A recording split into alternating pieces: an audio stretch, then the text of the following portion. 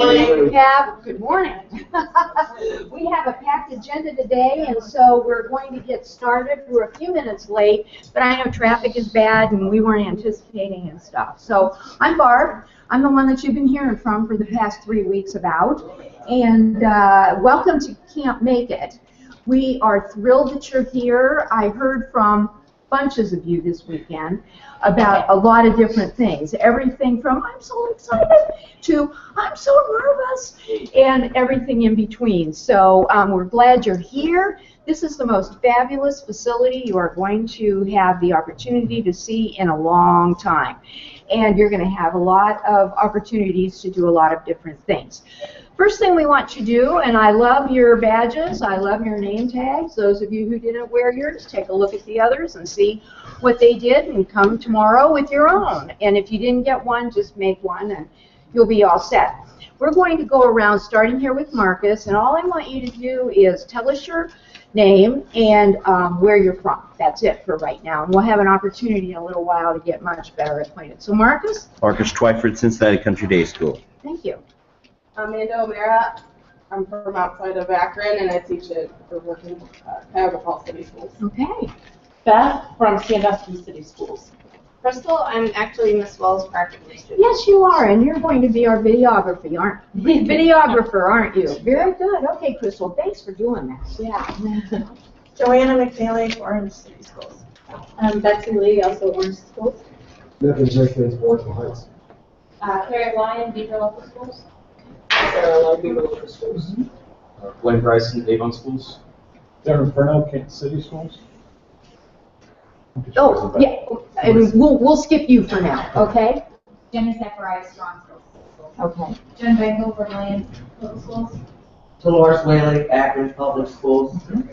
Chris Tonic, Westerville City Schools. Beth Meta, Westerville City. Kristen Gomez, Garfield, Pierceville. Matt Earhart, Etobicoke Career Center. Okay, very good. And you can see that you have come from far and wide to be with us, from Cincinnati to Sandusky, so, and many points in between. We do have student assistants with us today, and we'll have them introduce themselves to you in just a little bit. But now, this is a privilege and an honor for me. We had this brainstorm about doing a maker camp, and we were going to try to get it done all at Western Reserve Public Media, and we would have driven ourselves crazy trying to do that. And suddenly we heard about ThinkBox, and I sent off an email to I wasn't sure who, and got an immediate reply back from Ruth, who is the assistant, who said, gee, you need to fill out a form and then we'll think about having a meeting with you. Then I got another email from her who said, would you be able to come up on Friday? We came up on Friday. We met with Malcolm Cook, who is the executive director at ThinkBox, and Ian Charnas, who is the manager, and had a wonderful meeting with them, and this is what happened as a result of that. And we are so glad, and we have invited Malcolm to be with us today and to speak to you for a little while. He has a meeting at about 11, but he's going to talk to you about his background, a little bit about ThinkBox and its evolution, and a couple of the projects that he's been able to work on because of being here. So, Malcolm, the floor is yours. You're welcome. Yeah. Well, I'd like to extend a welcome to you to ThinkBox. So this is the Larry and Sally Zalotnik Sears ThinkBox. Have to get their names right because they are one of our major donors. So what you're sort of sitting in at the moment is just one floor of this 50,000 square foot building, which is ThinkBox, and I'll explain a lot more about that as I show a few slides. But just to give you a bit of background, I'm an associate professor in mechanical and aerospace engineering at the university. I have nearly 16 years experience at Case Western. So I have a lot of sort of historical, archival information about the university, and particularly about the development of ThinkBox, which I've been involved in from the very beginning. And again, I'll explain a bit more about that. My interest is in design and advanced manufacturing. My research interest is in biomedical engineering, and I'll share a couple of projects that I've been involved in with you towards the end, which really reflects some of the amazing resources that we have within ThinkBox. I'd also extend the opportunity for any of you to stop by my office or stop me as you see me walking around, because Ian Charnas, our manager, and I, we've sort of consulted with way over 100 institutions, which includes schools, middle schools, high schools, other universities, on development of makerspaces and the sort of infrastructure around that. So if that is an interest, and I know it is certainly for one gentleman here, then I'm happy for you to pick my brains, and I can point you to a lot of resources around makerspaces and what some of the snafus are that we've found out over the period of time that we've been developing ThinkBox. So stop me at any time with questions. I will point out that we're under construction, so if you hear pneumatic hammers and drills, don't freak out. It's at least 2 floors away. And these ceilings are between 11 and 12 inches thick of reinforced concrete, so the chances of you seeing anything is remote. The rumble is not an earthquake. If we were in California, we'd all be underneath the tables by now. That is just the CSX railway, which is right next door to us on the other side of that wall. So you'll hear rumbling from time to time. You might hear drilling, but this is a living space, and welcome to it. So what I'd like to just start with is a little bit of background to ThinkBox. ThinkBox is round about 6 and a bit years, nearly 7 years old. The idea of ThinkBox occurred round about 2009, somewhere in that time frame. I, at that time, was at the University of Texas in El Paso doing some research, but I was an adjunct here because I'd been here 10 years prior to that. So I was involved in some of the early discussions around the idea of ThinkBox, and the whole idea really was to provide a space initially for students to work on projects. So that was the germ of the idea. Very quickly it became clear that it had a much wider audience and a much wider purpose. And so very early on we decided that it would be open to the community, and not just engineering students, but the whole campus, but extend way outside the campus into our local and sort of national community. So ThinkBox is open to the community, and the whole idea really is around innovation and entrepreneurship. So our makerspace is just basically 1 floor. So if you go to any makerspaces in schools or for profit, then you'll see exactly what we have on our 3rd floor. But this is a 7th floor building. So we have many opportunities to develop the idea of innovation and entrepreneurship much further than just a makerspace. So to change the economic and social culture of our Northeast Ohio region was our main vision, and really to provide an ecosystem around entrepreneurship. And this has been so successful in its early stages that the state of Ohio actually gave us $1 million. So if you think we're a private research university, top tier research, and states don't normally fund private universities. But because of the economic impact that we were having in terms of startup companies, jobs being created, then they gave us $1 million as part of the construction for this building. So ThinkBox is a physical space. You're in it. It's 50,000 square feet. We moved in October last year. We were in temporary space for 3 years prior to that. But really, it's more than space. It's a cultural change engine. So we are trying to change the culture, not just of the university, but also of the Northeast Ohio region. And we obviously spread much further because, you know, I can share with you some of the universities that we've consulted with, and they range from California to Boston, and so we're having a huge impact, and we also have a huge impact internationally. So we have a number of satellite ThinkBox facilities, Singapore, Malaysia, and we have a lot of discussion going on in China at the moment. So it's all about this ecosystem around commercialization, entrepreneurship, and really to provide a support system and a nurturing system for those people that have an idea.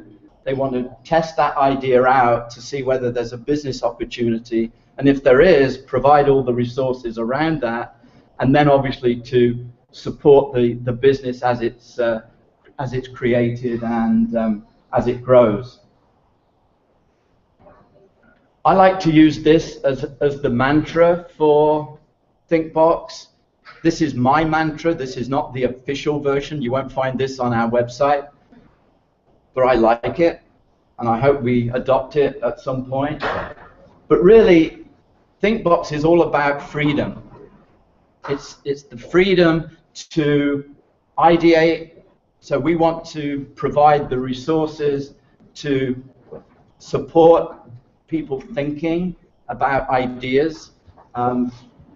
Once you've got those ideas, then clearly you're going to sort of modify those ideas. You're going to innovate around those ideas to explore the various avenues of what it might be. And then, of course, you're going to create something. Okay? So the freedom to ideate, innovate, and create.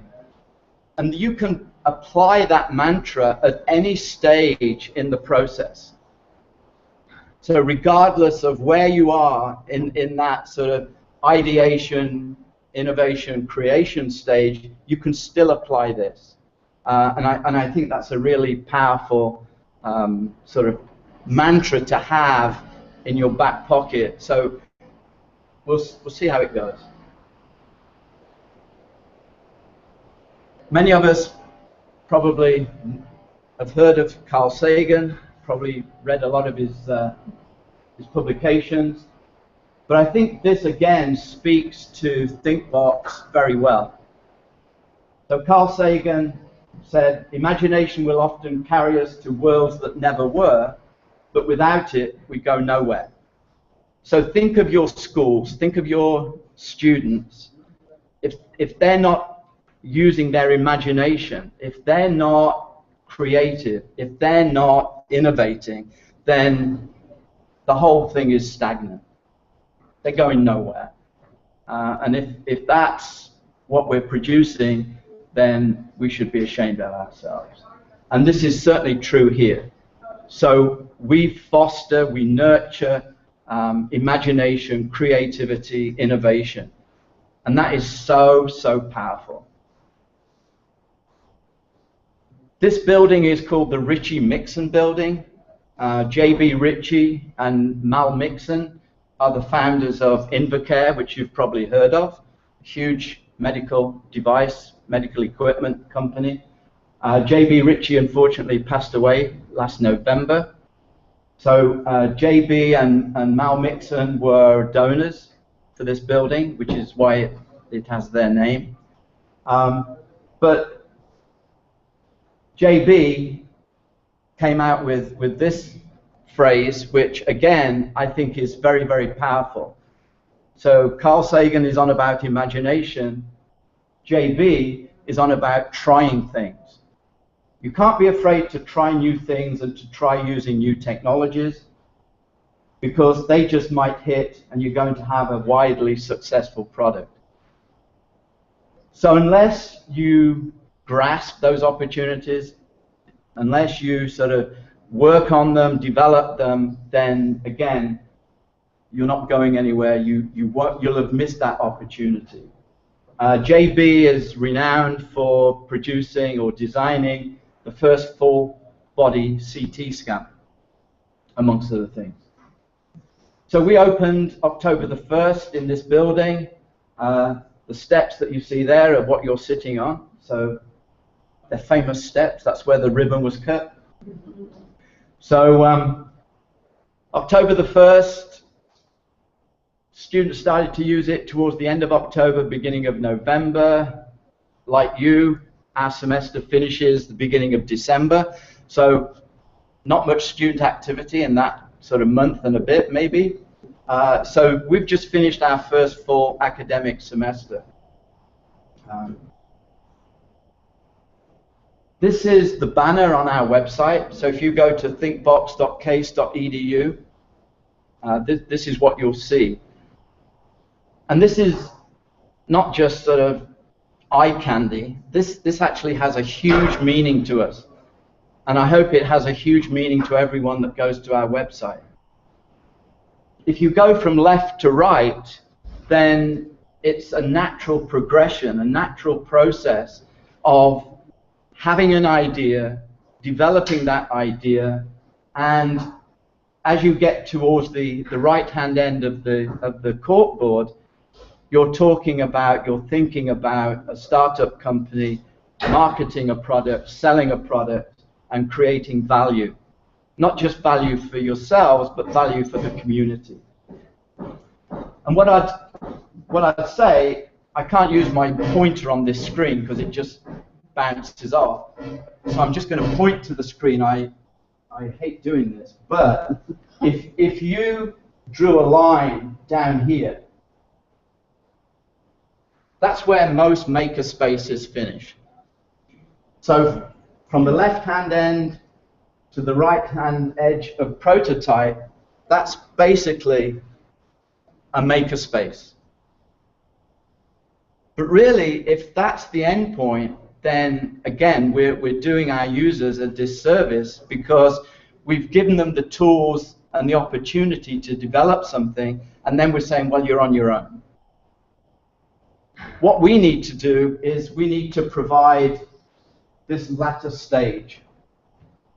And I would suggest that in a school environment, you're in a superb position to do that, to really think about the business entrepreneurship element of ideation and making. And so ThinkBox is this whole spectrum of ideation right through to startup creating value. And that's where ThinkBox is unique in most situations. We've all heard of Silicon Valley. Some of us have been there, I hope. It's an interesting place to go. If you want to see Google and Facebook and whatever. But Silicon Valley is not like a farm. And what I'd like to draw a comparison is the difference between a farm and an alternative. So if we think about a farm, and those of us that live close by and those of us that travel either from Sandusky or Cincinnati, we go through lots and lots of farmland. So what you'll find are these farms that are producing corn, producing milk, producing meat, or whatever. That farm is dedicated to that process.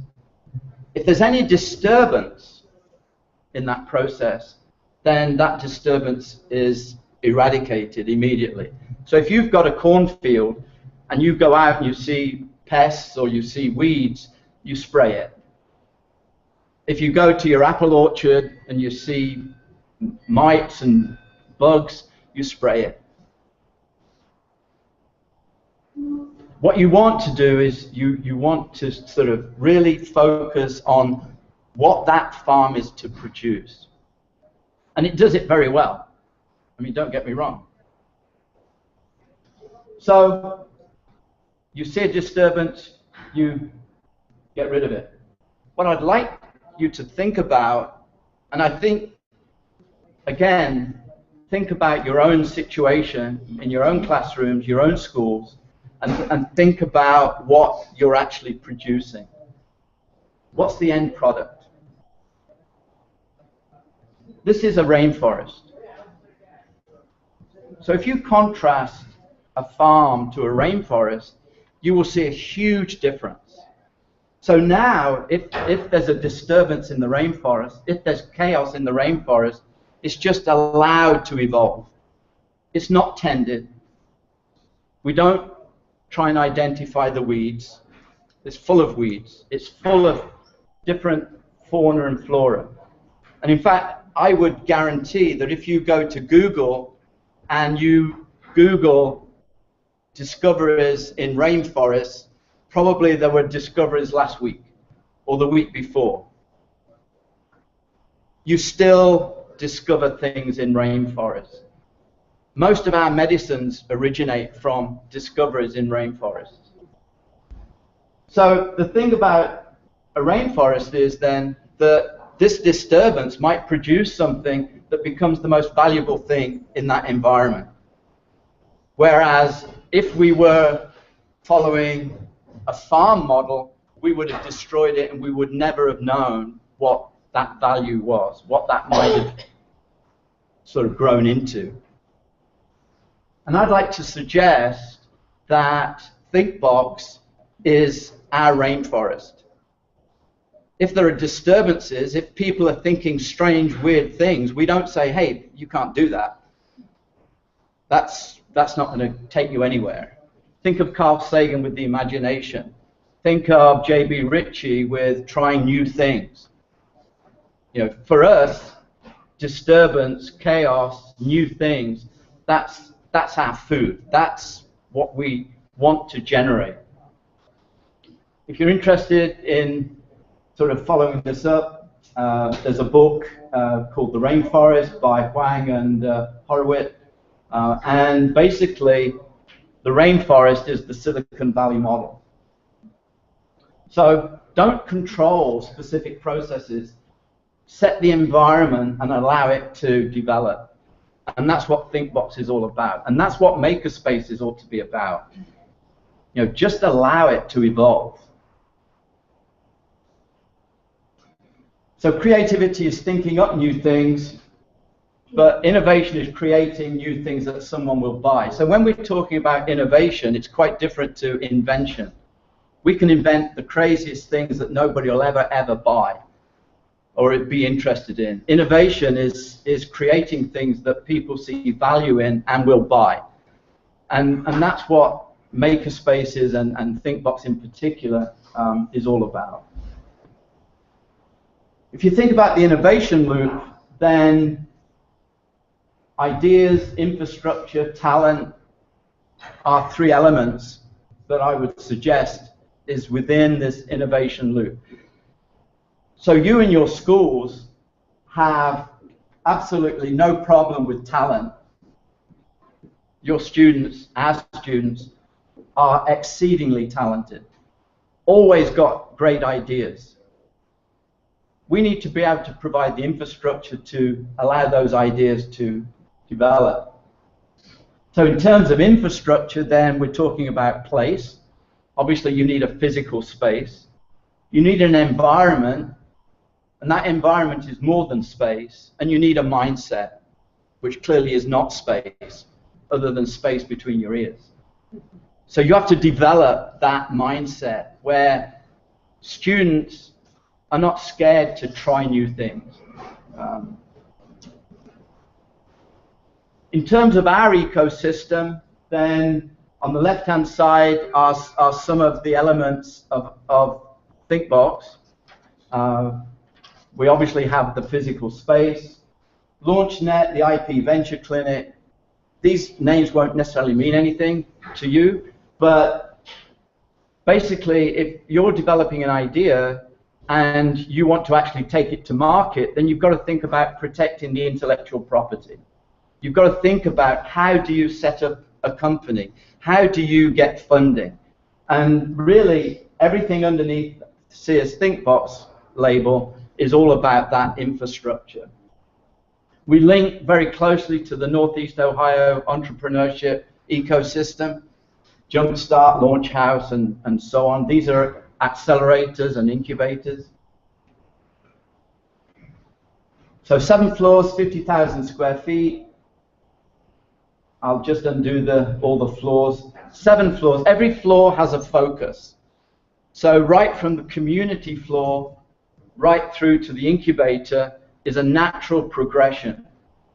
So there's a natural progression through the building as you come up with an idea, develop the idea, prototype it, and so on. So every floor has those foci. Currently, we're under construction. By the end of this summer, beginning of the fall, we will have finished floors 2 through to 5. What we're developing, and I have a meeting at 3 o'clock today, is to start going over the layouts for floor 6. So perhaps by the spring, end of spring next year, we'll actually have the 6th and the 7th floor finished. That would just leave the 1st floor. The 1st floor is giving us a headache. For many reasons. Some I would share, some I would not.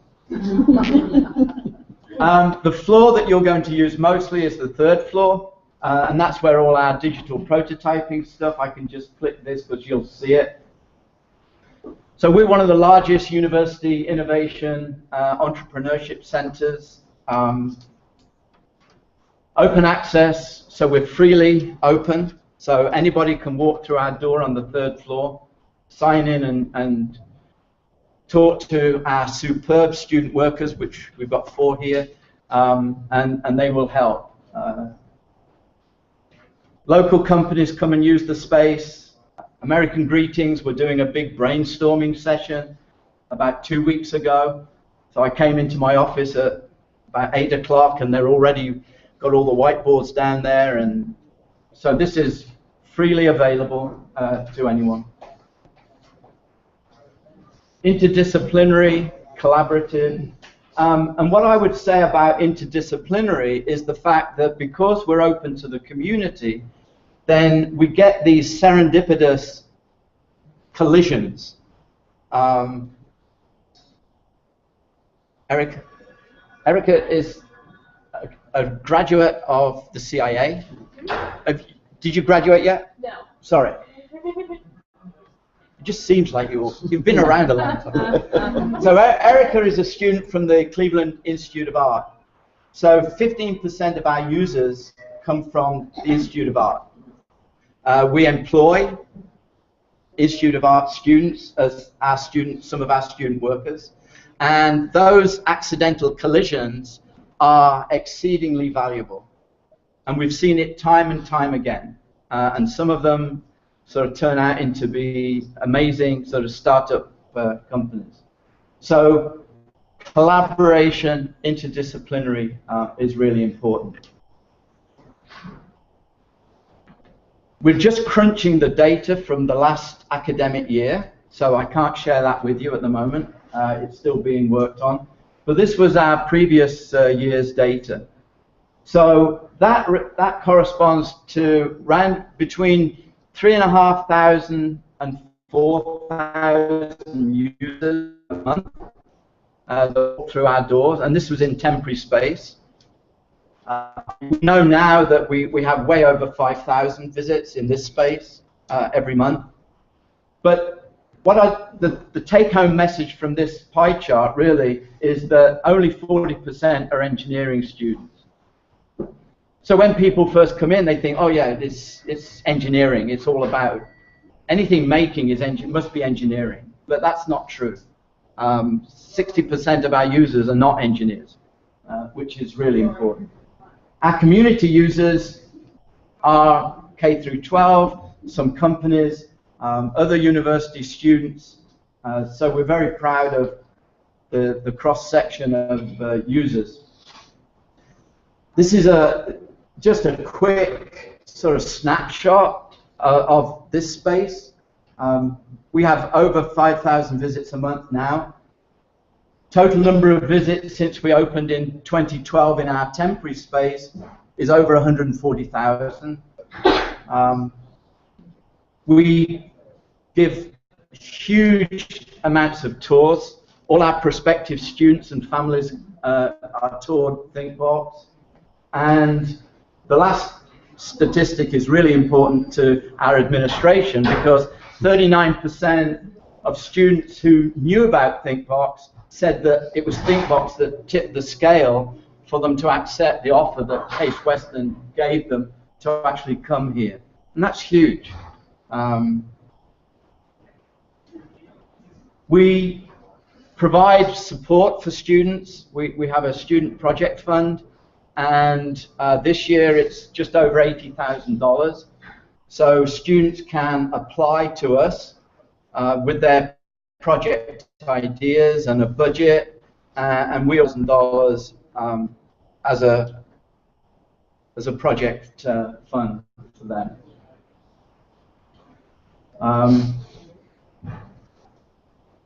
If you go to our website, all our projects are listed, and our students go and apply to those. I'm going to very quickly go through these because I'm mindful of the time. But you can go to our website, go to the projects page, and there are, I don't know, 6 or 8 pages of projects. A number of them are startup companies, and they've all been developed with the support of ThinkBox. Every key, this is a wristband or a dongle type thing that will unlock anything that holds passwords, developed in here. We have a number of medical devices. So this is a medical device that will do the standard 8 blood panel tests just with a drop of blood. So when you go for your physical and the doctor says, oh, we need to do a blood test, and you go and you have about 3 vials of blood pulled out of your arm, and then they tell you all about what you've got and all that stuff. This can do it just with a drop.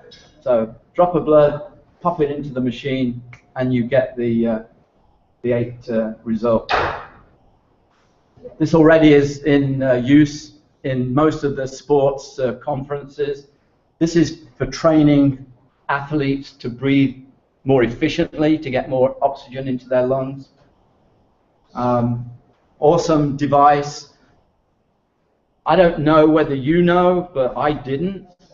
In Africa, there are huge communities, villages that have no power. I knew that. What I didn't know was that they have cell phone coverage. So they have cell phone coverage, but no grid, no power. So how often do you charge your phone? You probably just plug it in overnight, and imagine not having power. What do you do? These people walk for days to a village that has solar, usually solar collectors, to charge their phone. And then they have to wait for it to be charged. And this is a foot treadle, which basically charges cell phones. They've just developed a whole series of LED systems so that they now have light, so they don't have to burn paraffin in lamps. Just to give you, again, a bit of broadness, this is a startup company that designs clothing and embeds electronics in it. So as you walk around, it changes color and lights and stuff like that.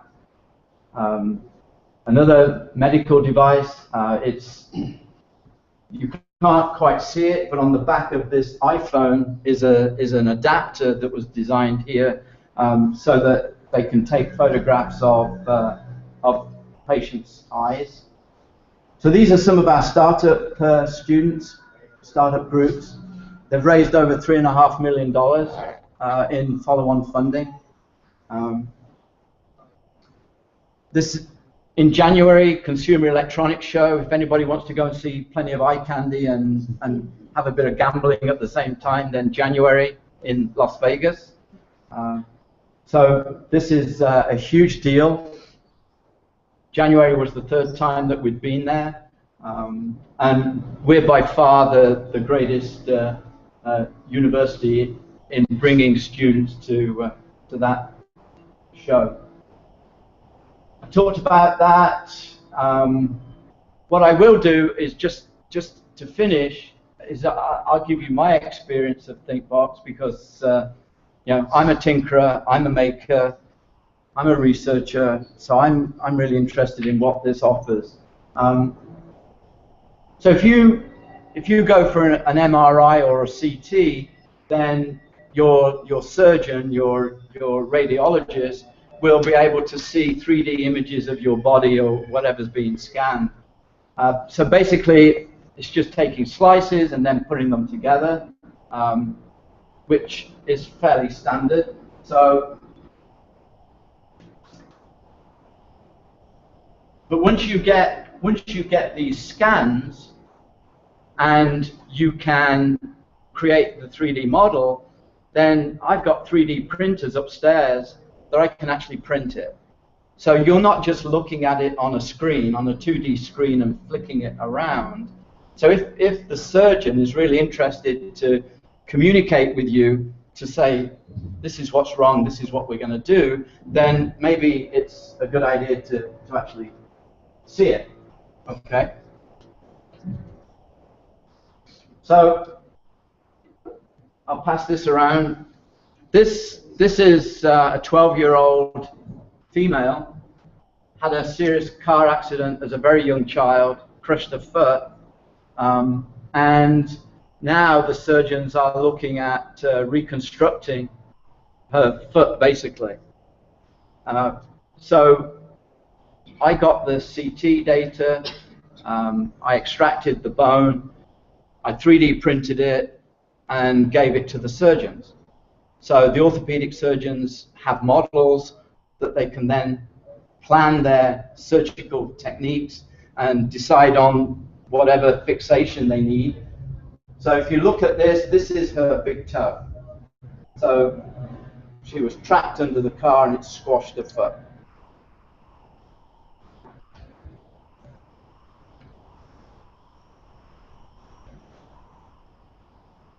This is a bit fragile, but I'll pass it around. And I've had to put a link here so that it keeps the bone in position. This is another 12-year-old girl that was born with a deformed hand. So your hand doesn't, your orientation of your wrist isn't like that, but her wrist is permanently like that. And again, the surgeons have decided that it's time to fix it. So that again, the surgeons got copies of this model so that they can plan the surgery. This is a heart, so I'll pass this around. This last one is an interesting one. I'm working with a dental surgeon over in the dental school. The expertise of this particular dental surgeon is to fix cleft palates in newborn babies. So the earlier it can be done, apparently the better outcome. So we're investigating how we can 3D scan a patient with a cleft palate, 3D print it in order to create the devices and prosthetics that the patient's going to need. We're very early stages, but this was the dental, we scanned the dental surgeon, and so this is very early stage, but pretty exciting. So that's me done that. So happy to answer any questions. What I hope is that you take full advantage of ThinkBox, use it as your own. You're going to have so much fun, away from school anyway. Just real quick, 2 questions. Nevin, you want to go first? Oh. Go ahead. My question is, you know how you put the line down and you said, you know, before you do the maker here, and then over here is where the business side comes into it. We were asked to kind of like think of something to actually create. Yeah. And so part of my challenge is always, do you use space also just to come in and be like, you're not about creating or do something with a 3D printer, but something like community development or even organizational development, we just need a space to come in and start designing. Sure, Okay. sure. The last office in this block is an office that we not rent out, hire out, because we actually pay them to be there. Design for America. If you're interested in checking that out, if you go to Northwestern University's website, and you can go to our website, but Northwestern is where it originated. Design for America. So these are students that basically get involved in community challenges, and it's all extracurricular. And we have a fantastic chapter here. And so in terms of those sorts of projects, sometimes they make things, but often it's a case of process. So one of their early projects was to make the library in Glenville a lot more welcoming, to increase the usage of the library. And this was not about, oh, you need these magazines to bring people in. It was more about environment and attitude. So yes, that certainly goes on. Another question?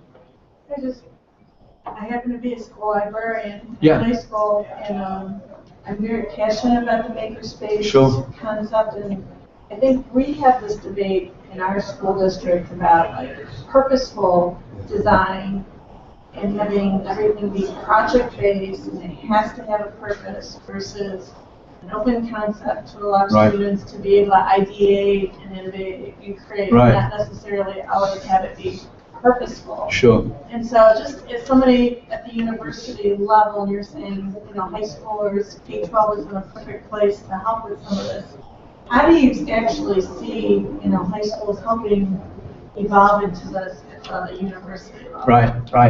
I mean, I think what you're describing is this conflict between a farm and a rainforest. Yeah. Aren't you?